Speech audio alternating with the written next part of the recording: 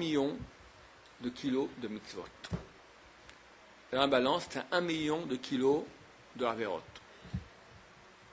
On a vu que ce n'était pas au niveau du nombre, au niveau des kilos. Il y a des Averot qui valent beaucoup de kilos et des mitzvot qui valent peu ou beaucoup de kilos. Vechen kol haolam, de même le monde entier, il a exactement 1 milliard et 1 milliard. 100 000 milliards et 100 000 milliards. Chata chet echad, il a fait un péché. Un petit papillon qui se pose sur le centaines de milliards de kilos de Averot. Pink. Qu'est-ce qui se passe? Un papillon. On appelle ça l'effet butterfly. Vous connaissez l'effet papillon? En Australie, un papillon fait comme ça. Ça te fait l'ouragan hurricane à Miami.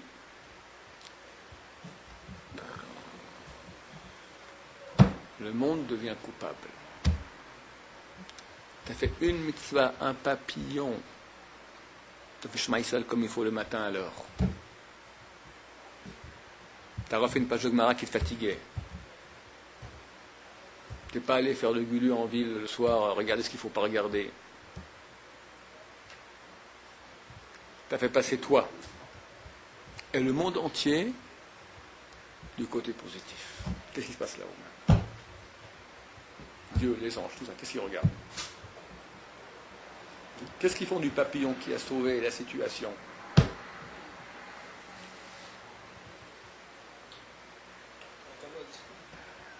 Applaudissements, ouais, tout le monde crie, go, on a gagné, le papillon, là. Ils ne se rendent pas compte, ils ne se rendent pas compte. La Gemara, elle dit, lorsque Rouven est allé rechercher Yosef du trou. Bon, il est venu, c'est trop tard, il l'a déjà vendu. La Torah a dit, et Rouven est allé sauver Yosef du trou. Quand il est allé, comment il se sentait lui? Ses frères ont voulu le vendre, ses parents ils tous comme ça, il ne sait pas, oui, il hésite, non, oui. Bon, il est là comme ça, le cœur hésitant. La Gemara dit, s'il avait su Rouven, que la Torah a témoigné sur lui, et Rouven est allé sauver Yosef. Israël, sur son dos, il l'aurait porté, il l'a amené avec des tambourins, il l'aurait amené chez son père. Quelqu'un fait une action, il ne se rend pas compte, il croit que c'est rien. Ok, un papillon. Le monde dépend de toi.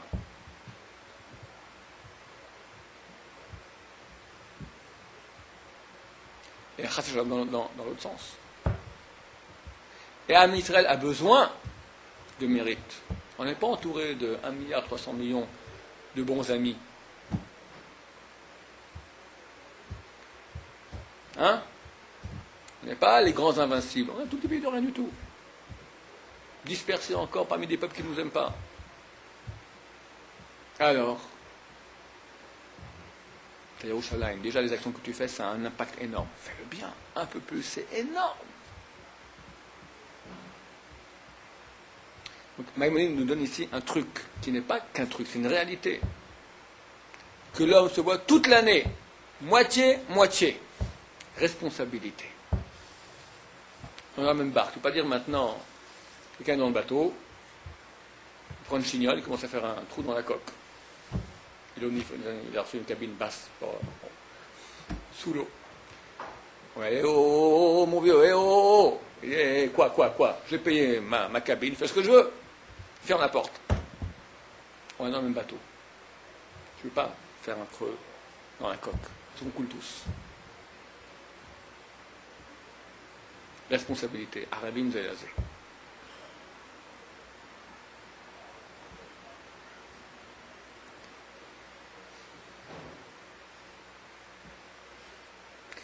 Il a fait une mitzvah. Il a fait pencher lui-même et le monde entier du côté positif. Et leur a amené à lui et à eux, Tchoua, une rédemption, Vatsala, une sauvegarde. Chez les marques, comme il est dit, Vetzadik Yesod Olam. Tzadik, il est la base du monde. Tzadik vient du mot tzad, c'est côté. Ça fait balancer le monde du bon côté. Yesod Olam, c'est la base du monde, sur toi. F et papillon. Nous sommes tous des petits papillons, messieurs. Qui je suis, je peux dire.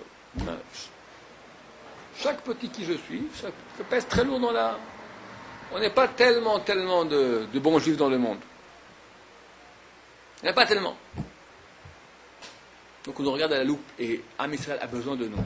Les anges, toute la réalité. Dieu a besoin, c'est marqué, nous, Oz Elohim, donner la force à Dieu. Dieu a besoin qu'on donne la force à Dieu. C'est lui qui a toutes les forces. Non, mais les règles du jeu, c'est que ça passe par nous. Le flux de lumière que Dieu amène dans le monde dépend de nous, Am Israël. Combien tu donnes, comme ça va. Et c'est pour cela que la coutume du peuple d'Israël est de donner beaucoup de tzedaka, de faire beaucoup de bonnes actions et beaucoup de mitzvot, depuis Rosh Hashanah jusqu'à Yom Kippour, plus que toute l'année. Donc, les 10 jours de pénitence, c'est la dernière ligne droite. C'est là qu'on est jugé. Donc chaque petit millimètre, il vaut de l'or. Quoi de l'or? De l'uranium enrichi.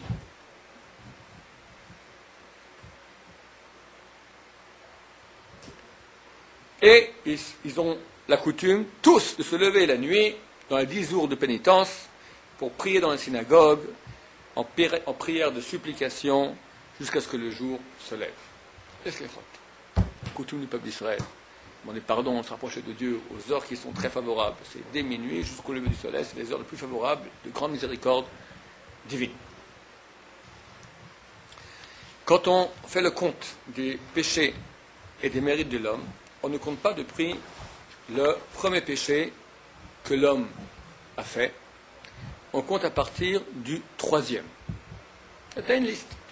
Est-ce que c'est une liste chronologique, une liste par ordre alphabétique, une liste par ordre chronologique dans la Torah, une liste par ordre chronologique dans la gravité? Je ne sais pas. En tout cas, il y a un ordre des péchés qu'il a fait.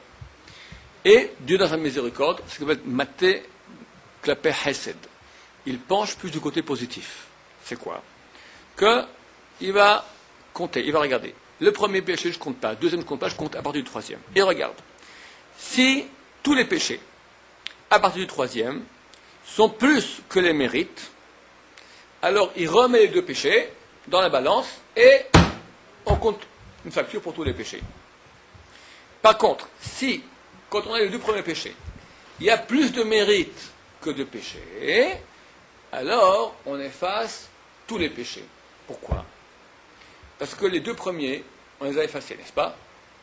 Donc le 3e devient premier. Il y a plus de mérite. C'est pas que je ramène les 2 autres maintenant et je recompte. Les 2 sont partis. Il y a plus de mérite. Donc ce 3e, il devient premier. Or, qu'est-ce qu'on a dit d'un premier? Dieu, il ne compte pas le premier. Il compte à partir du 3e. Donc le 3e qui est le premier, il devient premier, on l'enlève. Le 4e devient premier, on l'enlève. Le 5e devient premier, on l'enlève. Comme ça, les 5 millions de péchés qu'il a fait, il n'y a plus rien. Ce qu'on dit dans la prière, que peu de gens connaissent la signification de cela, Ma'avir Rishon Rishon. Quel mer lechoshev al kisei rachamim u'mitnaheg b'hasidut. Mochel amotamo Ma'avir Rishon Rishon.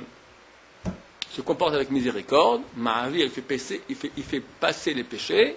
Ma'avir 1. C'est quoi 1? Il élimine un après l'autre. Si, une fois que Dieu élimine les 2 premiers péchés, tu as plus de mitzvot que de péchés, alors tous les péchés disparaissent. Ma'avir Rishon Rishon.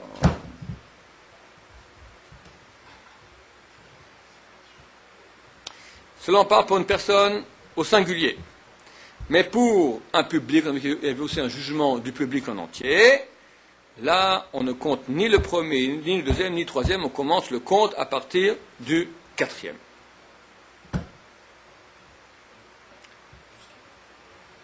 Alors de nouveau, même chose. Les 3 premiers passent. On regarde s'il y a plus de péchés à partir du 4e. On remet les 3 qu'on a enlevés et on juge comme ça. Si à partir du 4e, il y a plus de mérite que de péché, alors on enlève de nouveau 1, tous les péchés. Les moyens. Quelqu'un est moitié-moitié. 1 million de mitzvot, 1 million d'avérotes. Dans les avérotes, il y a une avéra grave, laquelle il n'a pas mis le filine toute sa vie. Et les saisonnières disent, c'est pas que de filine. Toutes les mitzvot, qui sont les mitzvot qu'on fait avec le corps, tzitzit,